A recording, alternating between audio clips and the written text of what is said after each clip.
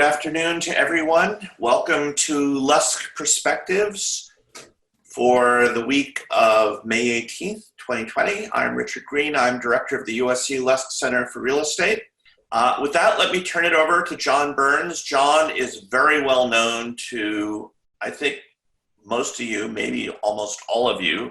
John is probably one of the best known analysts of the housing market in the US. He has many home builder clients. He is particularly good at thinking about the interrelations of changes in society and the demand for housing.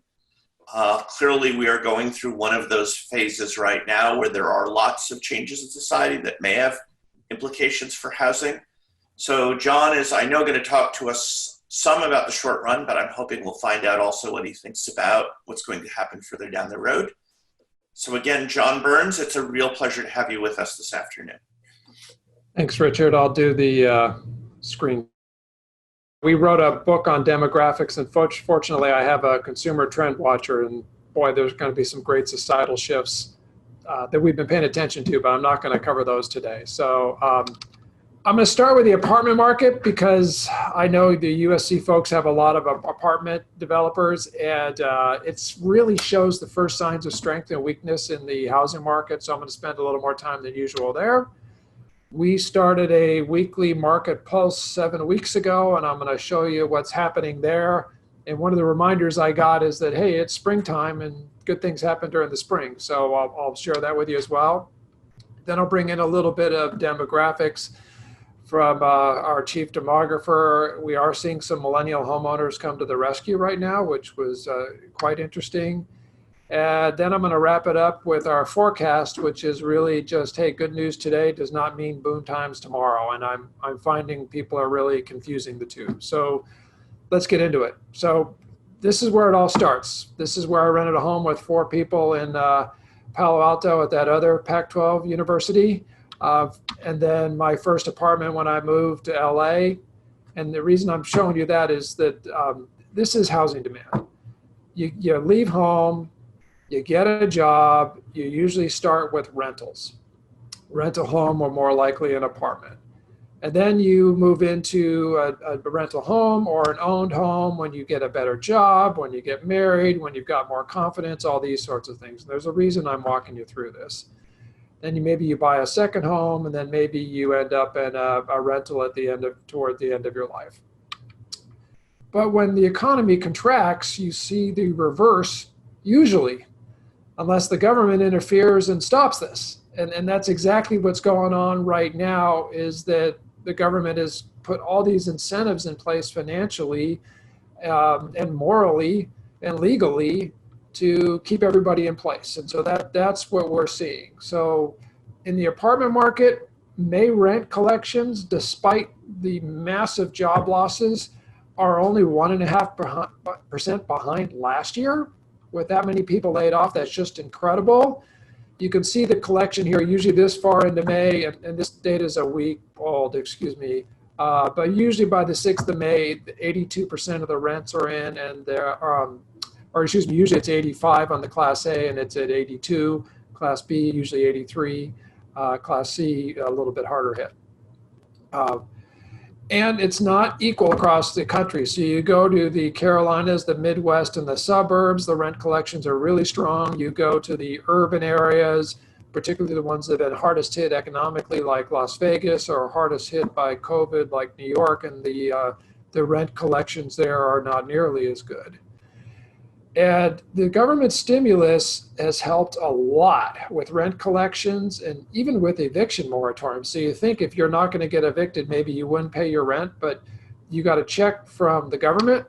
You got an unemployment check if you got laid off. My son, who was in college, was making $200 a week working retail. Now he's making $700 a week doing nothing. Couldn't be happier. And not paying a rent. Maybe I should be charging him some rent. Lives with us. And then the Paycheck Protection Program, which is keeping people employed and keeping payroll going.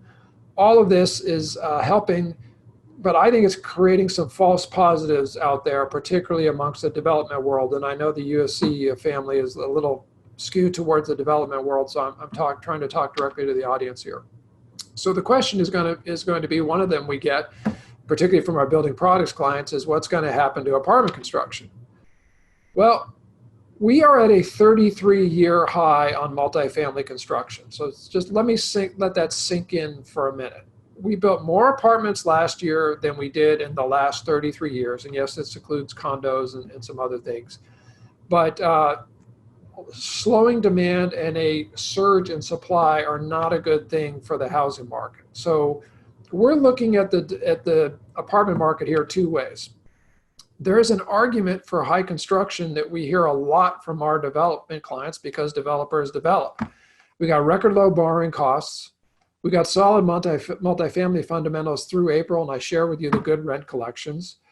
Development yields are better than buying a building. So the debt funds have raised a lot of money, and there's a school of thought that thinks, and I agree with that there's an inflation hedge to be owning income if inflation happens someday. The argument for less construction has nothing to do with the capital. It's that we've seen 33 million unemployment claims.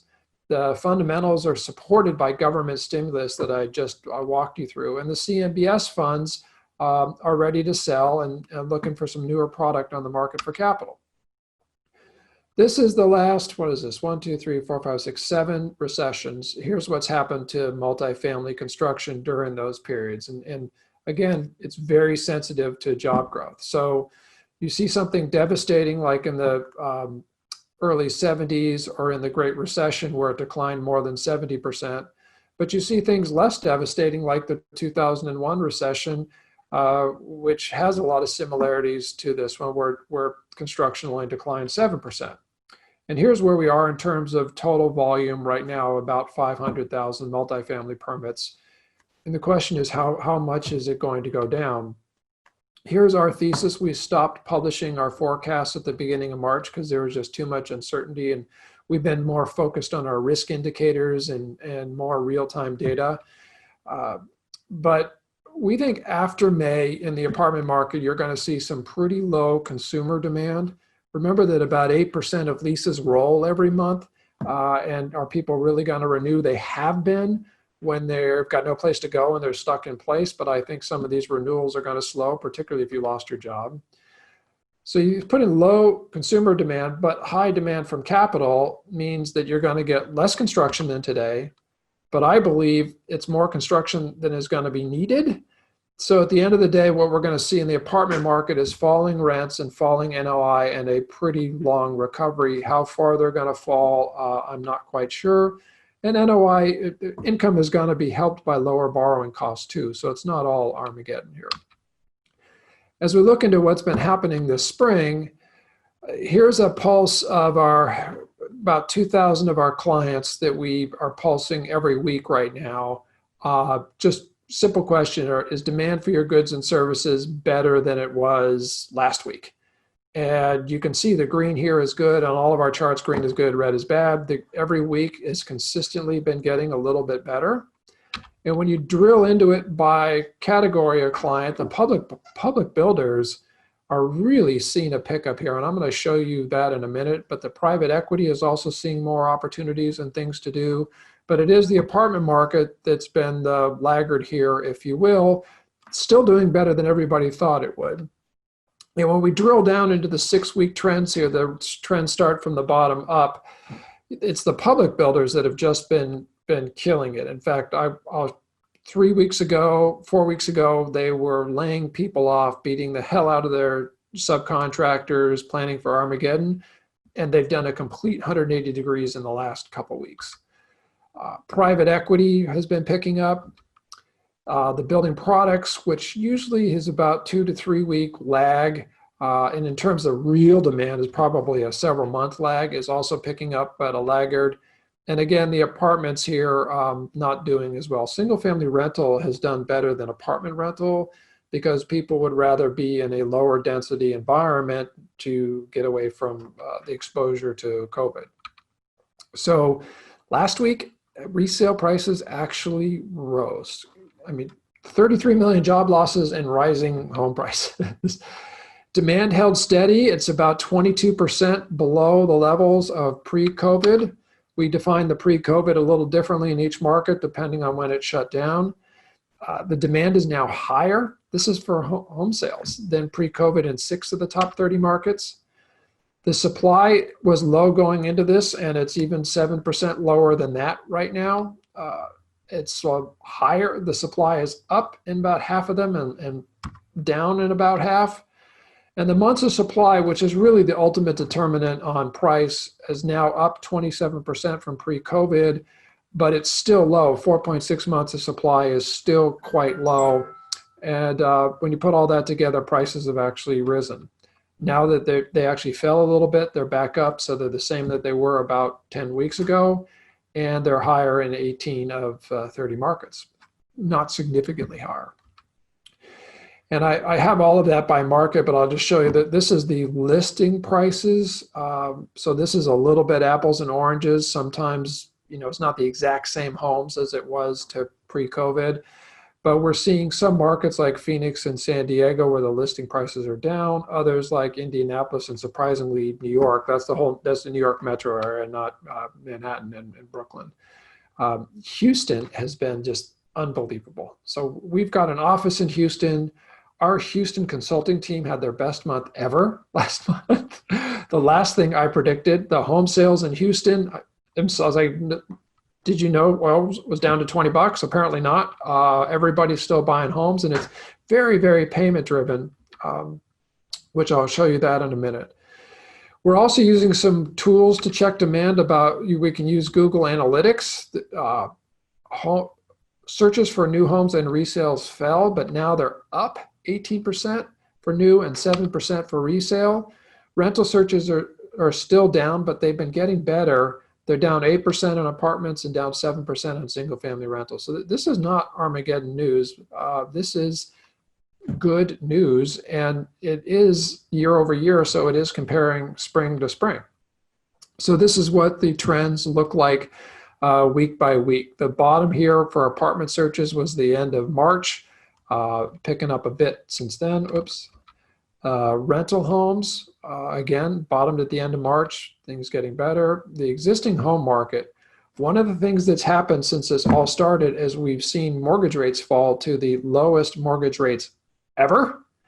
And they're trading at a much higher than usual spread over the 10-year treasury, which they usually trade off the 10-year treasury. So most people believe mortgage rates are more likely to go down than up, and that is driving a lot of activity. New home searches are up substantially now. And so this is a graphic I'm putting together. So it's not real data, but this is a demonstration based on the phone calls that we're doing every week of what's happened in the new home market nationally.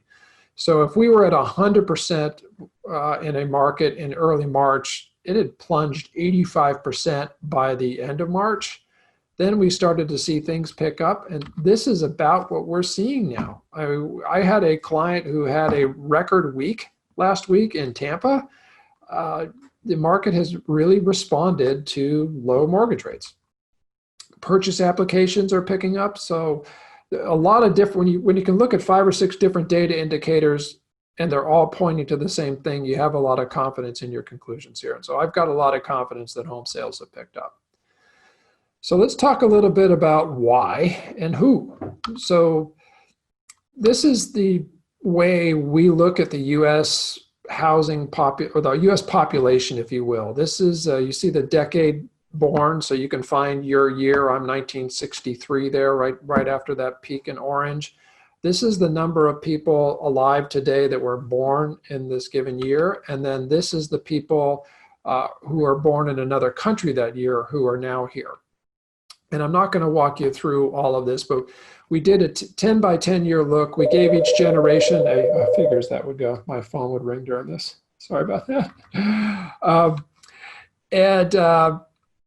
I'm just going to skip to it. So the 1940s, the 1950s, the 60s, the 70s. Here's the early millennials, those born in the 1980s, Mark Zuckerberg's generation. There's 44 million of them. You can see that that's bigger than the prior generation.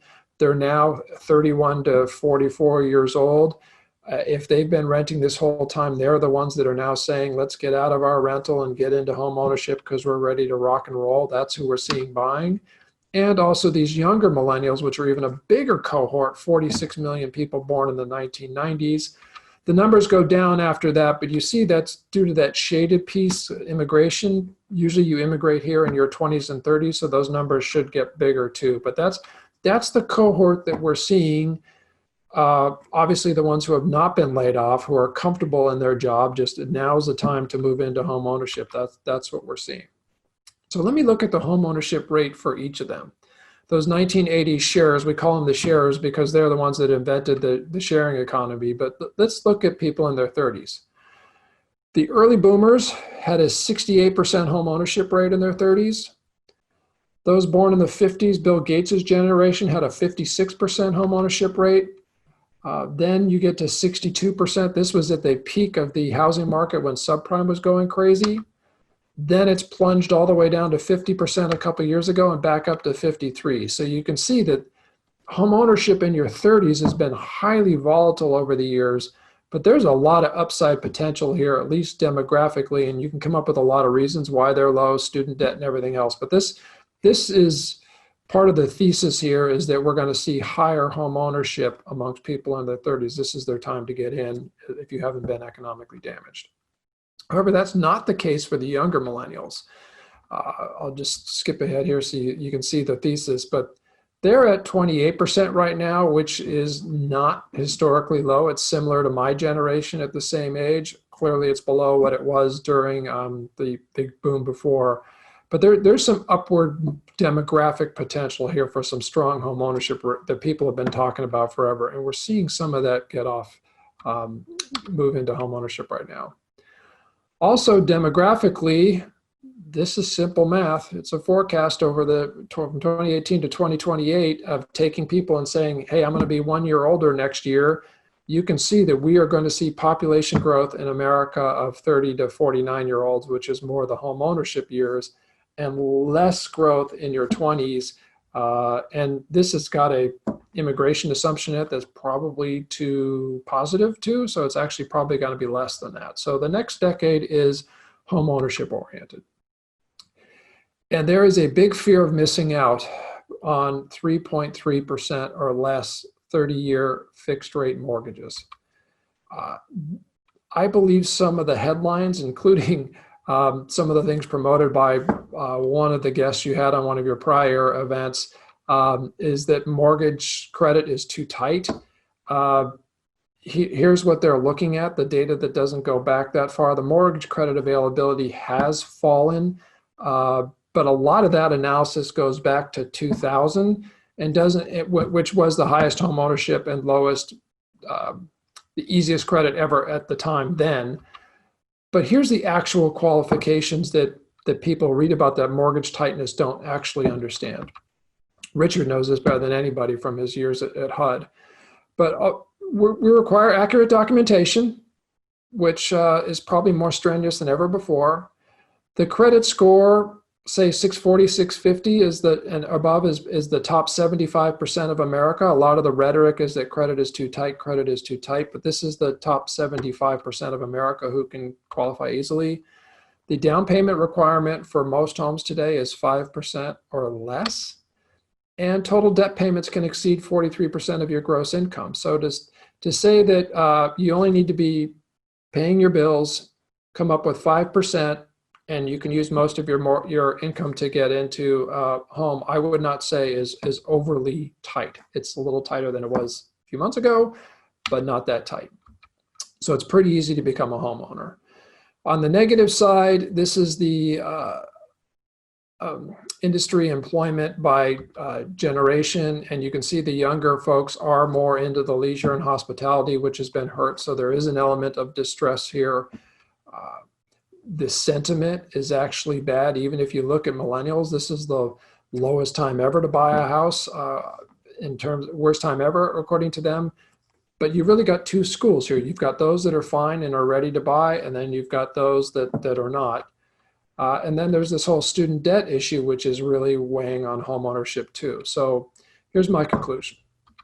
That this 63%, which is a survey we did of 5,000 consumers a couple of weeks ago, who are fine or better off, This is the group that is doing well and making the noise. The 37%, they're not.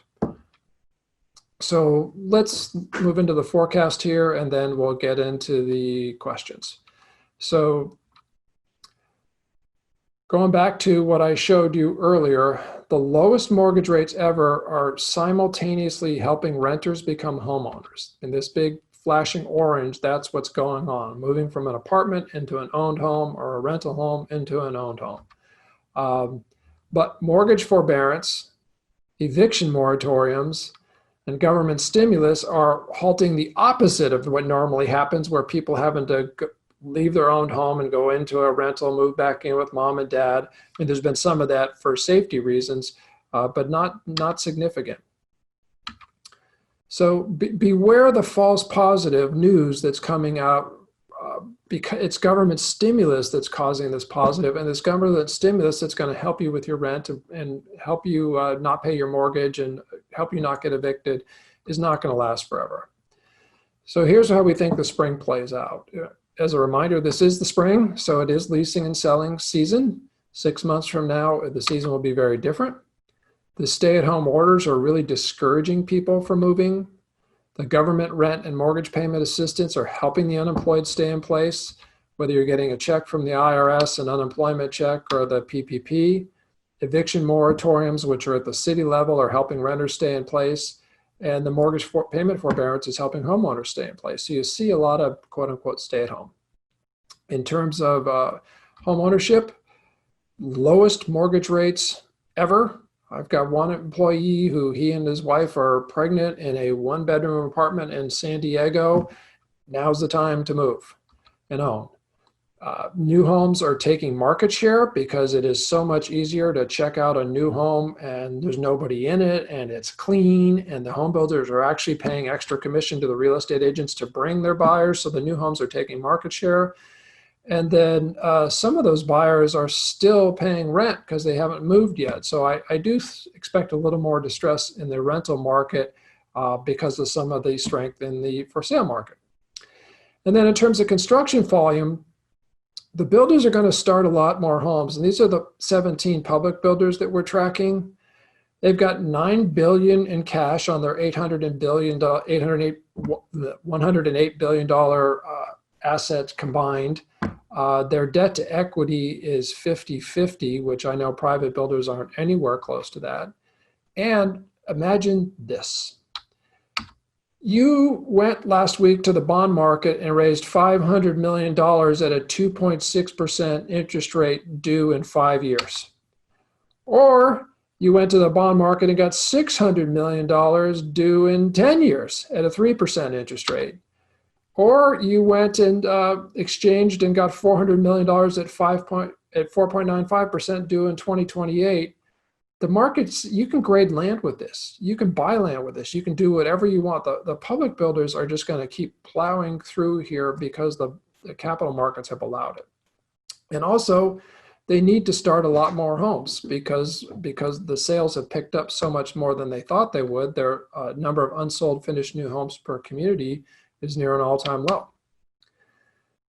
And then we're going to see a lot of people return to work. Now, 88% of those who are currently unemployed have checked the box that said I'm temporarily unemployed versus the historical number of 23. Now, I think it's pretty optimistic to think that they're all going to get their job back, but even if only half return to work, this is going to be a positive. But looking out further, I think Chairman Powell got it right. There's far too much uncertainty to do anything more than run your business as best as you can. Here's his quote.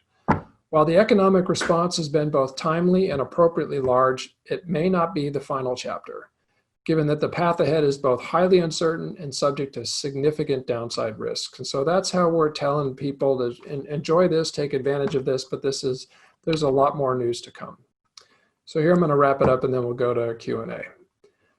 So the Class A apartment weakness that is already starting, and I didn't show this to you, but according to RealPage, new leases are already down, rents are down 4%, and Class A is already down 10%, is exposing some demand weakness that we should all be watching as an early indicator. The remodeling, which we do a lot on remodeling, but I just wanted to show you the conclusion here, It slowed less than expected. It's going to rebound better than expected due to the focus on the home. And our consumer trend watcher has been paying a lot of attention to this. This has been, I mean, nothing could be better for a remodeling company than to lock people in their house and stare at their ugly kitchen. And that is what's been going on. And that's some of what's driving the recovery here. And in terms of construction starts, I think it's going to slow, but less than expected. Multifamily construction is going to fall, but I think the capital that's out there is going to build more than we need. And the single family construction plunged, but now the builders are revving it back up thanks to strong recent sales. The spring selling season does not mean the fall is going to be strong. Everything's being propped up by stimulus. Home searches are up, resale prices are flat, lowest mortgage rates ever. Hey, if we've got 2-point-something% mortgage rates in the fall, sales could still be strong. But remember that this is the spring selling season. The older millennial home ownership is a real green shoot here. People are going to take advantage of this, but the high percentage of people in economic distress, I believe, is going to hold long-term demand back a lot. And I've heard some of this bullishness about getting back to 1.5 million, 1.6 million, 1.7 million homes built per year. I mean, if that happens, it's only going to be due to tremendous government stimulus. That's not what the market's going to demand for. And the summer, I think, is still going to look okay thanks to employment. And we're going to get more stimulus, obviously. So that's why I pulled the forecast here. It's so hard to predict what the politicians are going to do. Maybe Richard's background, he can give us more guidance there. But until we get more guidance there, we're really not going to be able to do a forecast, because the true economic distress has not shown up yet. So with that, I'll end with a little plug to give us a call to help you out if you're making any housing decisions, and I'll turn it back over to you, Richard. Before we get into the questions of the box, there is something you didn't touch on that I would like to see if you've thought about, which is the political risk in the rental market right now. So we are seeing eviction moratoria. We are seeing legislation from Sacramento that would actually require landlords to reduce their rent if they couldn't come to an agreement with a tenant that was troubled. I don't know that that particular piece of legislation has any chance of passing. And I'm hearing a lot from apartment owners about what they consider to be burdensome new regulations into how they do their business as a result of all this. Can you comment on that, and how much of an impact do you think it might have on apartment investing? It better have a huge impact. So I'm a member of the board of the National Rental Housing Council, and I just spoke with them that this is all the big single family rental guys. They are deathly afraid of rent control and deathly afraid of being accused of Wall Street evicting people who aren't paying their rent. So there's a lot of political risk. Landlords do not want to see rent control. The other political risk that I don't know if you were thinking about, Richard, is, but what's the biggest expense for a landlord? Property taxes? Property taxes, and yeah. The mayor of Nashville just proposed a 32% increase in property taxes in Nashville. All these cities and counties rely on property taxes, and they're getting killed in retail taxes and other areas. So and hotel taxes. The hotel taxes too. My God, yeah. What's going to happen in Nevada here? There's a lot of political risk in being a landlord. A lot. So have you followed the HEROES Act that the House of Representatives passed last Friday at all? I just read an article on it. So. Oh, okay. Because there's so much in it. I'm still trying to suss it out, because on the one hand, there's about $100 billion set aside for rental assistance, which is good for landlords, because that means people, I mean, it comes to your point, and I think you did this really well, pointing out that the extension of unemployment insurance benefits, the stimulus check, et cetera, that's really helped in terms of rent collection, and that's surely right. $100 billion of rental assistance would be that even more so. But in exchange for that, also in that bill are very strong tenant protections. So eviction moratoria for however long the crisis is defined, plus 90 days thereafter, for example. And from the standpoint of owners of property, I'm not sure, is the rental assistance enough that it's more important than the tenant protections, et cetera? And so I've been trying to work through that, and I was curious whether you had any thoughts about that. David Howard, the National Rental Housing Council, proposed something pretty interesting, and I'm not sure if that's part of what they're talking about, but it's basically that if you can prove that you've been laid off or you can't pay your rent, that you get a rent credit, that the government will help you with your rent, and that credit goes directly to the landlord. So the landlord gets covered that way. And then they propose that, you know, if it's $5,000 or whatever it is over the life of until you get a job back, that you do have to pay that back, but over 30 years are a very long time. So I don't. Yeah, and it's one of the issues, of course, with rent moratoria. And again, I think there's a lot to be said. You don't want to be evicted. There are a whole host of reasons we don't want a bunch of evictions. Right. That is the correct policy answer. But if you tell people they don't have to pay their rent for 6 months, but then they need to pay it all at once, well, that's not doing anybody a whole lot of good. Well, this was not an all at once, but you know, you also need to. I mean, everyone wants to let the landlord take the hit. Most landlords own 1 or 2 units, Yeah. and have a loan that needs to get paid, and you probably want them to be spending maintenance money to maintain the property too. And if you're going to incent them to get back to the bank, you're not going to be living in a very good rental unit for very long. Well, and the other thing, and by the way, it's according to the National Rental Survey, 62% of all rental properties are owned by someone for whom that's the only property that they own. That's right. For units, it's about 48, 49%, because of course, corporations tend to own bigger properties. The other issue is, of course, if the rents fall, then the values are going to fall, and that hurts, again, the property tax base for cities. So there's a lot of stuff going on. All right, let me turn to the audience for questions. From John Loker, what are your predictions on change in demand for the for-sale product based on the demographics that we are looking for new residences, suburban versus urban, condo versus townhomes? So what kind of product type do you think? Well, we were already calling for more of an urban to suburban shift just due to the demographics I told you about. I mean, name a great urban area with a great public school system. You can't. I can't either. So Salt Lake City. Okay. All right. There you go. You got one. And some might argue that there's no really urban living in Salt Lake. Although Actually, Denver, they're pretty good. Yeah. Minneapolis, they're pretty good. Okay. So it's not, but yeah, I mean, big cities, I take your point. Yeah. So there's a natural, hey, we need to move to the suburbs demographic push that was going on. Anyway, I think you throw in a fear of being on public transit and pushing elevator buttons on top of it, at least for the next year or two, and you're going to see more of a surge to the suburbs. You know, whether that fear will still be there from 5 years from now is a question mark. One of the things I think that's the most important thing to ask, though, is where is the employment going to come back? Because if it's going to come back in the urban center, you'll see a lot of the housing come back in the urban center. If employment says, hey, we're moving to the suburbs, and by the way, a third of you can work out of your house permanently now, you're going to see a lot less urban living. From Crystal Gutenberger, she has 2 questions. I'll put them together into one. First of all, she asks, and we get this question pretty much on every one of our Lusk perspectives, do you think the monetary stimulus will lead to inflation, and what will happen as a result of that?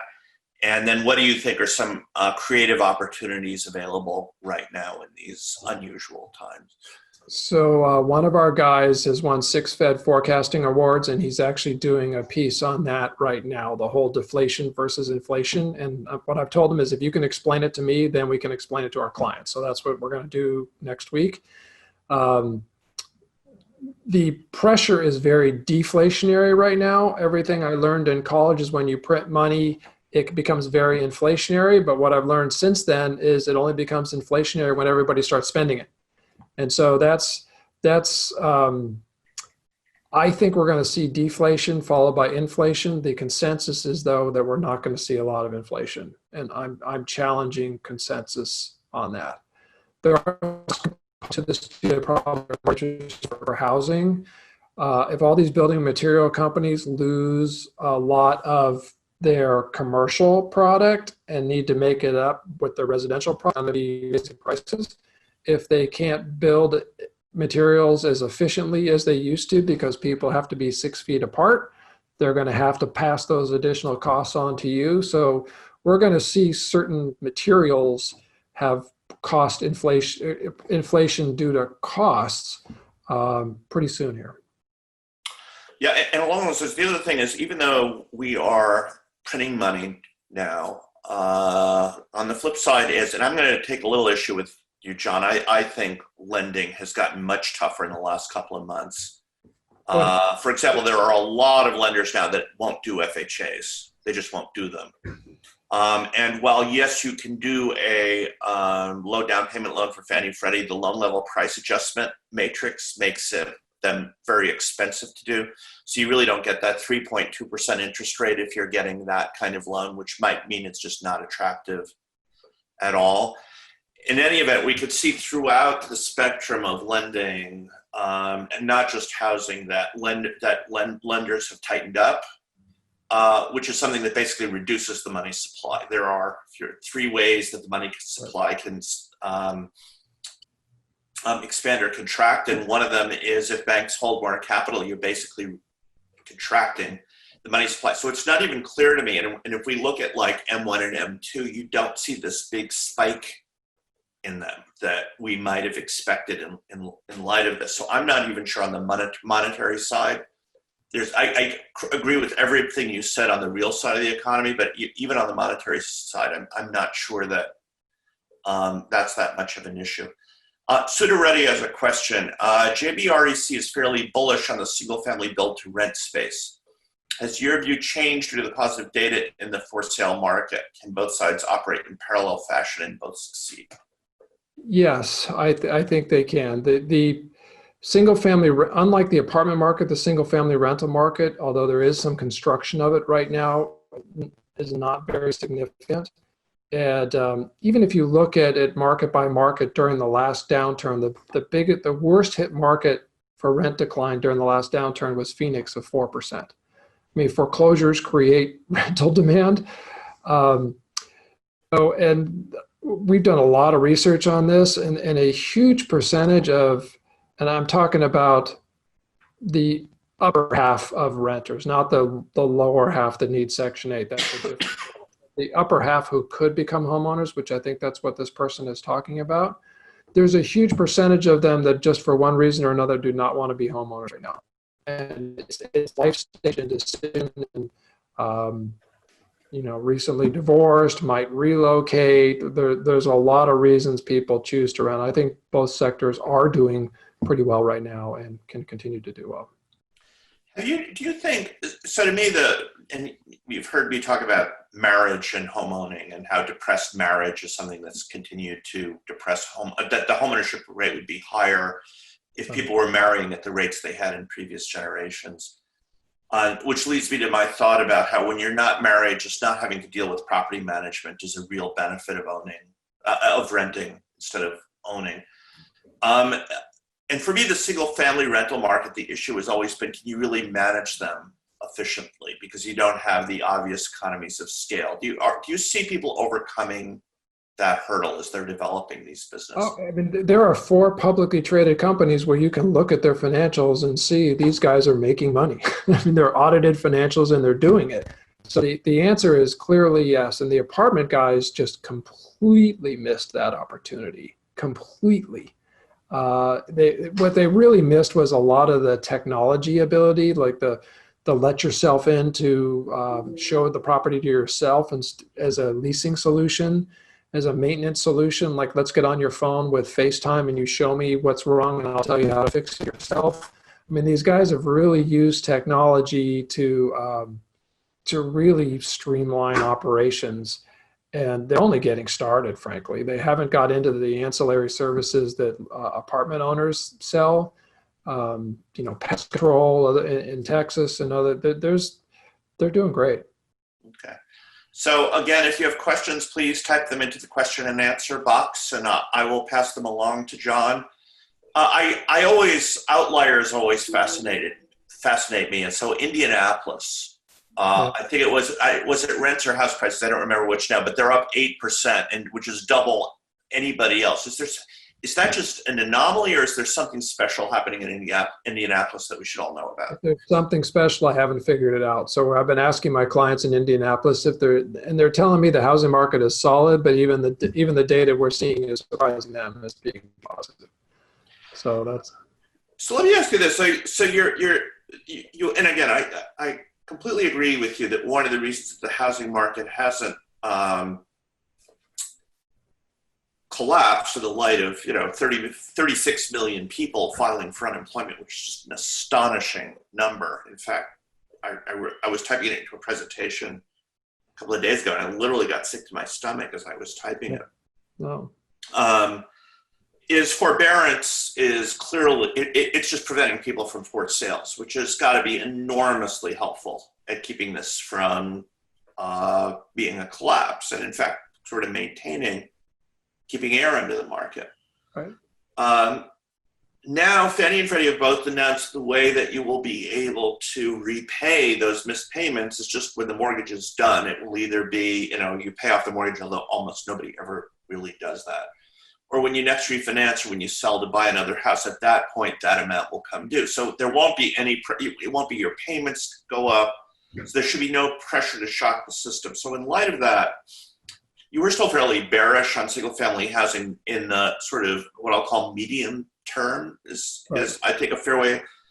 Won't that help prevent a bear market in housing even in the medium term, that nobody will be forced to sell unless they really want to?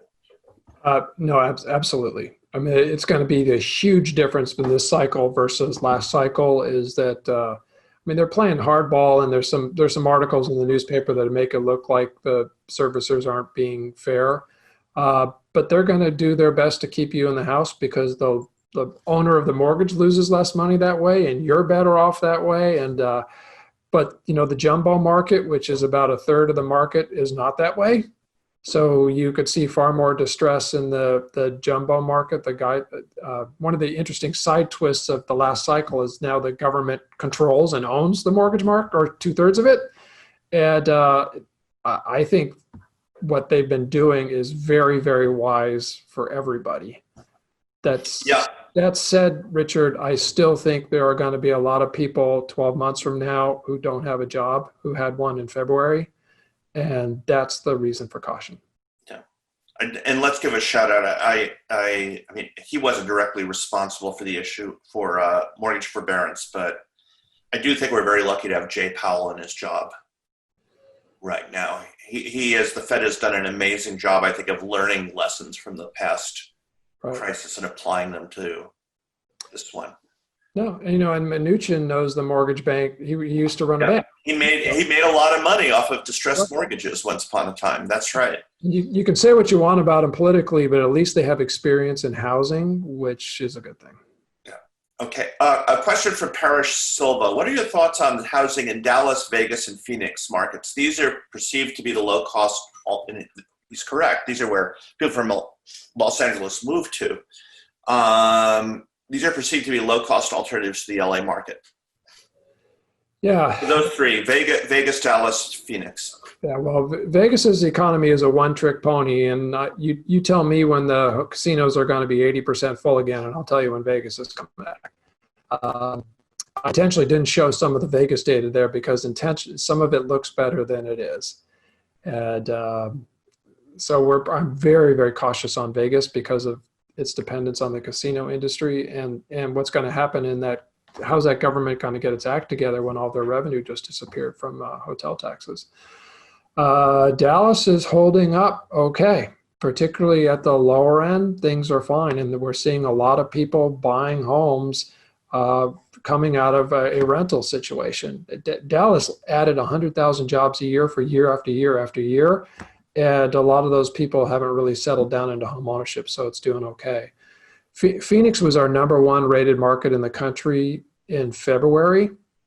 And I think because of that, it's the strong demand supply fundamentals there. It's doing pretty well right now as well. And I think its long-term view its long-term outlook is pretty solid as well. Okay.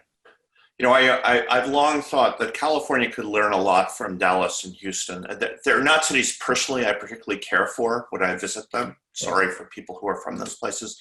But they have done a remarkable job of developing well-diversified, well-educated, important economies. And sometimes, as you say, John, the thing about Vegas is it is a one-trick pony, and they've never figured out how to really get beyond that. Right. But the thing about Dallas and Houston is you go back 50 years, they were low-skilled cities, and now they're high-skilled cities, well-diversified cities. There's probably some takeaways from those places that would be helpful as we think about California going forward. From Brett Ellsworth, do you have a general opinion or viewpoint on second homes and a typical second home market given potential continued decline in elective air travel? I haven't done a lot of research on that, so I'm gonna pass on that one if that's okay. Okay, all right. From Michael Banner, you talked about demographic shifts and the single-family market. What about the multifamily market? How do you think demography? How do you think it speaks to the demand for multifamily housing in the years to come? Well, our view was over a 10-year period, we were going to see about 12.5 million households, 7 million of them renters, and a little more than 5 million of them owners. So we had a view that both home ownership and rentals were going to do well. And we went through those demographics. We actually went year by year and did all that historical comparison, some of which I showed you. So we're optimistic on both sectors. I would say we're a little less optimistic on multifamily right now. People come here from other countries. They tend to rent. The borders are shut or at least restricted. And when, that whole get out of the household away from your parents happens when you've got a job, and clearly people are moving back in with their parents right now. So the short-term view is much more sanguine on apartments, but the long-term view is still fine. I can't help but think about a story in the Wall Street Journal in about 2011, 2012, where they asked children who had moved back in with their parents whether they were satisfied with the arrangements. And 2/3 said they were, but they didn't ask the parents whether they were satisfied with the arrangements. Yeah. So actually, we did a survey and we did. And it was about 50 to 60%, both the younger and older generation thought it was great. Our generation, we never would have lived with our parents. Yeah. Well, the thing that I think is different about the millennials is they like their parents. I think it makes them unusual. You don't really, I have a question about commercial real estate. That's really not do you do any thinking about the commercial market, John? We're doing a lot more, but our focus is more residential. That's great. Okay, all right. Well, just quickly, if you could pick winners and losers in commercial real estate, who would you pick? And if you don't want to answer, just say you don't want to answer. They're all losers. Hotels, office buildings, retail, they're all down for the count right now. So maybe office will do a little bit better, and hotel will do better, but I'm very bearish on retail. Although I think there's a real opportunity one of the things I've learned during all this is these type of events accelerate trends, and there was already a trend to adaptively reuse retail. You're going to see that fast forward 10 years, and there's going to be a lot of redevelopment opportunity there after somebody gives it back to the bank. Well, what do you think of the possibility that people realize that single-use zoning is obsolete and that we have large changes in how zoning is done as a result of this? I just think about the fact that all of our houses are now workplaces. Right. So my home is a mixed-use development at this very moment. Yeah, I think that's brilliant. And I hope planners start thinking that way, because that's the reality. So we have a question this is a very specific question from Jessica. Do you have thoughts on the Tacoma market? Yeah, Ken Perlman from our team does a lot of work for Newland at their Tahali community. And actually, believe it or not, they've had really strong sales the last few weeks in the Tacoma area, even with Seattle having the lockdown, except for the active adult, which has really been slow. And Boeing is a big player there, so that's not a good thing, right? Yeah, yeah, but again, the remarkable thing about Seattle is another economy that's done an amazing job diversifying itself. Right. And so, yeah, Boeing is trouble, but Amazon is doing pretty well. Microsoft is killing it. Yeah, and Microsoft is killing it. Right. And if you're going to have a retailer, Costco's not a bad one to have as headquartered in your city. So, good too. Okay, from Jide Alade, how do you view the DC market with the government jobs and lots of white collar millennials?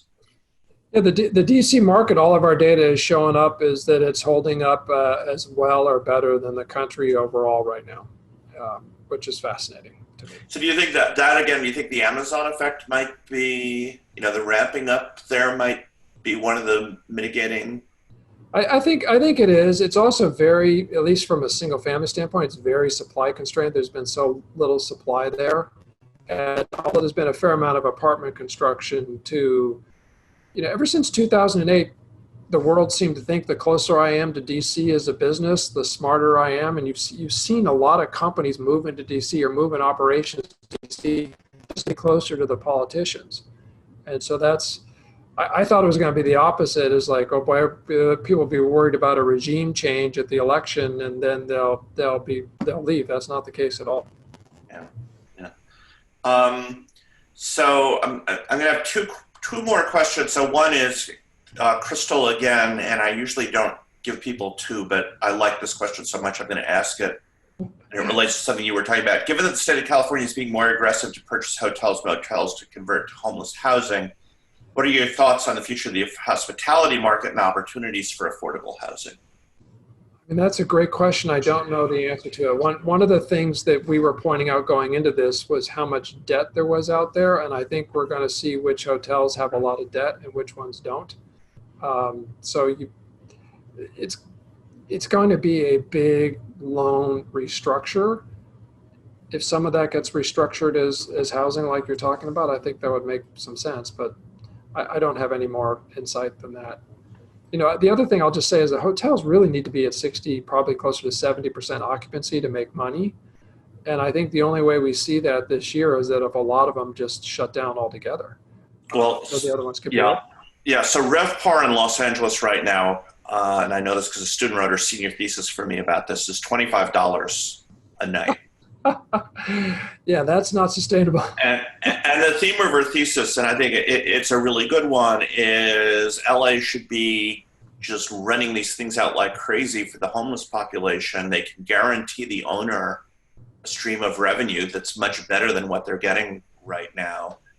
And at the same time, get homeless people off the street. So I thought it was a really, and again, the state is doing the sum, but I think it's 9,000 units for the entire state. We have about 60,000 homeless in Los Angeles County. So there seems like an opportunity. Okay, final question of the afternoon comes from Stephen Anderson. And it occurs to me we haven't really done this, is what is your forecast for Los Angeles in terms of rents and for sale housing? I told you we suspended our forecast at the beginning. Yes, you did. Okay. But, the wild card for me there, Richard, that you'd be closer to is how are the laws going to change? Mm-hmm. Are we going to see rent control? Are we going to see rezoning? Are we, what are we going to see out of government? And I just don't have a good finger on the pulse there.